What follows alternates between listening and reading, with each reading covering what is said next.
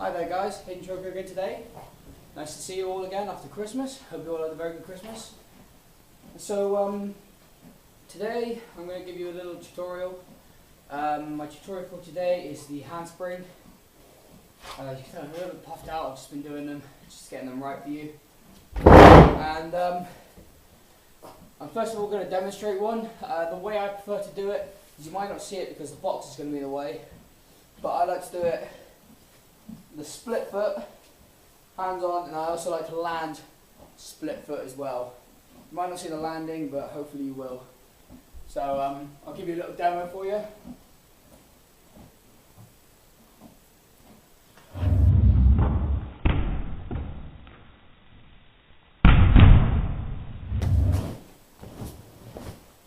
Okay, so I wasn't really worried that much if you saw the takeoff or the landing. I just wanted to focus on the move itself. So the handspring can be a bit of a dangerous move depending on your skill level. I would place the handspring at the upper end of the advanced vaults because it's not something you can just get like that. Unlike a Kong vault or a speed vault or a Kong vault, you can just jump up and go. There's no way really to build up to it. On concrete or grass, that is. The best way to do it is to have a crash mat, do it in a gym, somewhere safe. So the way to build up to it is best to try it on the floor first, and all you're going to do, so if I move this out of the way quickly,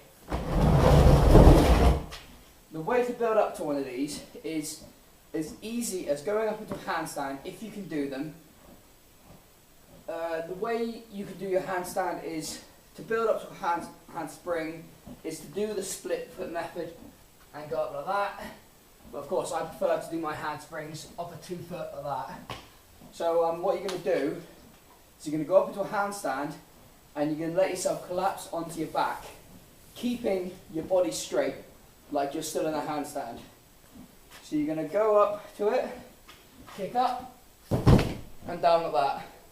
So see, my arms are still up here, my feet are back there.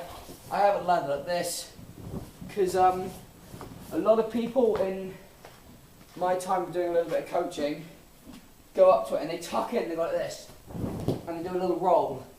And you don't want to do the rolls because it's not what you want to aim for. You want to aim on keeping the body straight and letting yourself fall on your back. As soon as you have got that and you're keeping your body straight and everything like that, you can start to take a few more steps into it, maybe run into it. And if you run into it a bit more, you'll notice you'll go further a bit, and you'll also ping off a bit.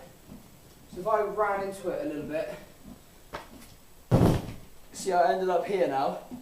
I sat on my bum, not laying backwards. And then again, building up more, if you emphasize your kicking leg, you're going to go up quicker and you're going to come down quicker. So it might not go very well because you're landing on something higher than you're taking off, but if you emphasize that kicking leg, you should land it better. So like this. See, I landed quite crouched, but I landed on my feet first. Okay, so going back to the box top is automatically going to be easier because you have the height there for you. All you're going to do is you're going to do the same thing as you did before. You're going to go up to it, take off 1 foot, 2 foot, however you want to do it. I have some people who like to run along and they like to go up to it like that. You take off 2 feet, that's how I used to do it. But I prefer the 1 foot now because you get a quicker rotation, you go higher.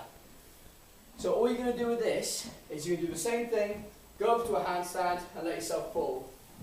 So you're up and you fall. So let yourself fall. And you automatically want to bring your legs down behind you. So try that however feels best for you. The main thing I want to talk about is when you're actually on the box. I've seen a lot of people, when I used to teach, go into it with your hands here. The problem with having your hands here, if you don't have enough forward momentum, you will go up, you'll ping off, and you'll end up on the box. I have done that, it does hurt. And I've also seen a kid who goes up and he pings off like he's done it. He goes out and says, right, I'm going to land now. Next thing he knows, he's here he's fallen off backwards and he's belly flopped onto the floor, which made him look like a bit of an idiot, but he was okay, is the main thing. He was a good free runner, I did like him. Don't see him anymore. But so yeah, you want your hands, as scary as it sounds, you want your hands almost as far away as you can go, because then you have no room for you to actually hit yourself. And if you don't go all the way up, say you get to about here, and you go all the way up, you just let yourself fall back down. Whereas if you're here and you go not far enough, your hands can slip off. And if you're here, you got a okay risk. I would only put your hands there if you know you can do it from there though. So always start from your hands as far as you can go. And there are a lot of people who see gymnasts when they do their handsprings. Of course, gymnasts, I've done a bit of gymnastics. Their hands are always very out flat, arms are always extended, and they're out like that. And they do their handspring with their arms locked and everything. But I like to go into it with my arms bent, with the entire thing on my arms bent, and in the last minute I like to push off and it'll give me a little bit more height. So what I'm going to do now for you is I'm going to give you a first person view of it. So I hope this is going to be a bit of an eye opener for you, because what you're going to do is you're going to see it from my eyes, you're going to see what I mean, and I'm going to go on to talk about where your eyes should be in the handspring. Okay, so here's the first person view for you.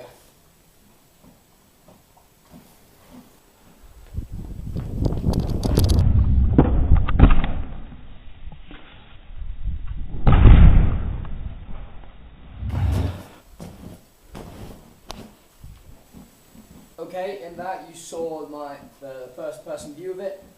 Hopefully in that you saw kind of where my eyes were focused. Of course it was sat here and the camera was here, so you didn't quite get my eye level, but what are you going to do? So I'm going to talk about where your eyes should be looking now, because this is quite important. What it is when you do a handstand, a lot of people, in fact everyone who does a handstand should agree with me with this, is always look at the floor. Even though I'm kind of looking up, it's because I'm not going to do a handstand for you. But say I'm doing a handstand on the floor, my face is always facing up there. Now if you go like this, notice my back, so if I go like that, my back then arches, and that then kind of makes my back kind of like this, which means there's a lot of thing for collapse, there's a lot of movement. So that's your spinal cord, and this is your head. You want to keep it like that. Here's your face, you're looking up. Because as soon as you go like that, the back arches and you collapse. And then it's not very good. A lot of people I've seen do their handsprings and they're very tucked in and it doesn't look very good. But yeah, so when your eyes, you should always look where you're going. So the first thing you're going to see is you're going to come up to it. Your hands are going to be here. You're going to keep your eye on the box or on the wall or whatever you're doing it on. So you're going to keep your eyes on there. You're going to keep it on throughout the entire move. And then as soon as you're up in a handstand and you keep going, your face is kind of dragged away from looking at that, and then you look all up here until you land, and then you're facing there. So that's what you should see in the video. You should see it looking on there, and then it coming back around to see the doors, then the lights, and then that door there. Okay? So that's how you do it. That's what your eyes will feel like. So your hand placement, it can vary. I've never seen people do them like that. That's probably really hard. So your hands should always probably be about shoulder width apart on the box, and then you can go. Some variations for you. If you're a gymnast, try as hard as you can to keep them like that. Obviously, I'm a free runner. I've had 6 years worth of training in a different way. So your hands, you want your arms locked there. As soon as you go like that, you're going to bend out and you're going to go and fall flat. So arms locked out, how you want it. Again, if you're a gymnast or you're trying gymnastics and you find my tutorials helpful, what you're going to do, instead of, pretend this is the floor, instead of running along and doing the split leg, you're going to run along and you're going to go like that, and then you're going to bend your knees and you're going to go into it that way. So my way for the gymnasts is to run along 2 feet, your hands will be here like you're going to do a front flip, but your hands are going to come straight down to there. Again, eyes are on the box, and then you go up and you keep it like that. Unfortunately, I can't do very good straight arm ones. I can only do the ones I've taught myself to do and been taught to do. So thank you very much, guys. I hope you all had a very good Christmas, and I will see you later in my next video. Hope you have a good happy new year if I don't see you before, but thank you very much. And by the way, this was using my new camera I got for Christmas, a little GoPro, it's not that big. I'm going to see what the videos are like just now. Okay, see you later, guys.